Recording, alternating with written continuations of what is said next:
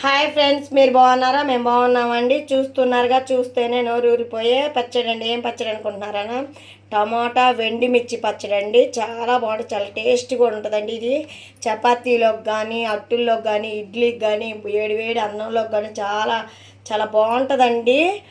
చాలా టేస్టీ కూడా ఉంటుంది ఈ పచ్చడి. దీన్ని తయారు చేసే విధానం ఏందో, దీనికి కావాల్సిన పదార్థాలు అండి మన వీడియోలోకి వెళ్ళి చూద్దాం.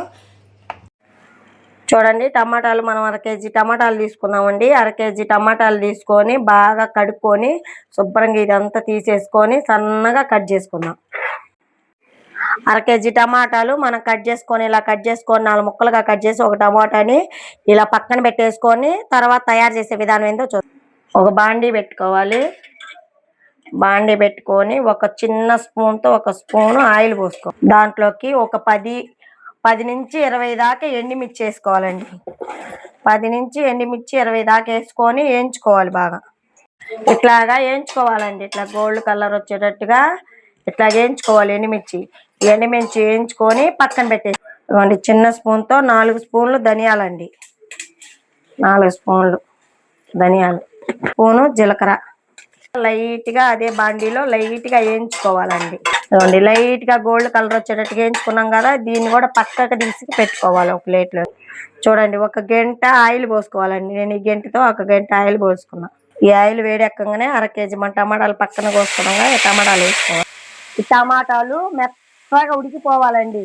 ఈ ఆయిల్లోనే టమాటాలు మెత్తగా ఉడికిపోయే లోపల మనం ఈ లోపల చింతపండు నానేసుకోవాలి. ఒక గిన్నె తీసుకొని, చిన్న గిన్నె ఒకటి తీసుకొని ఒక చిన్న సైజు చింతపండు తీసుకోవాలండి. ఇది ఈ సైజు చింతపండు తీసుకోవాలి. ఇది వచ్చేసి ఒక 150 గ్రాములు ఉంటుందండి. 150 గ్రాములు చింతపండు. దాంట్లోకి 7 వాటర్ పోసుకొని ఒక 5 నిమిషాల పాటు నానేసుకోవాలండి. 7 వాటర్ పోసుకుంటే మనకేంటంటే పచ్చడి ఎక్కువ రోజులు నిల్వ ఉండటానికి పనిచేసిద్ది కాబట్టి అందుకని 7 వాటర్లో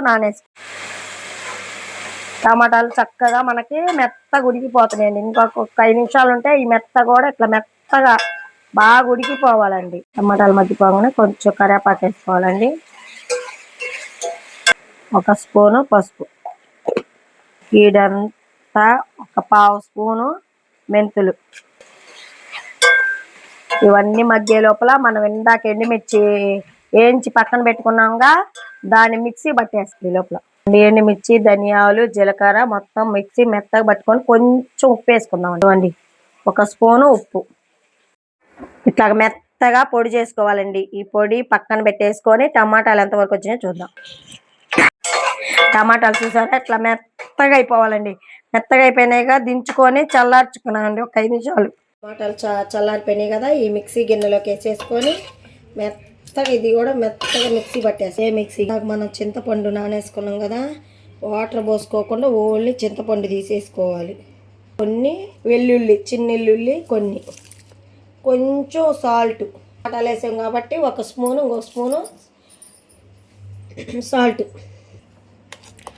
ఇదిగోండి, మనం వాటర్ కూడా పోయలేదండి. వాటర్ కూడా పోయకుండా టమాటాల గ్రేవీ మనకు సరిపోయింది. ఇట్లాగా చూసారా, పచ్చడి చక్కగా మనకు రెడీ అయిపోయిందండి. టమాటాల వెండిమిర్చి పచ్చడి రెడీ అయిపోయింది. దీనికి కొంచెం తాలింపు పెట్టుకున్నా పర్వాలేదండి, తాలింపు పెట్టుకోకపోయినా పర్లేదు. నేనైతే తాలింపు కొంచెం లైట్గా తాలింపు పెడతాను.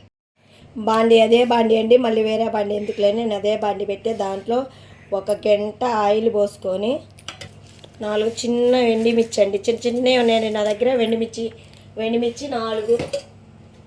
పోపు దినుసులు అండి, తెలుసు కదా, తాలింపు గింజలు, రెబ్బల కరివేపాకు. ఈ పోపు అంతా మగ్గించుకోవాలి.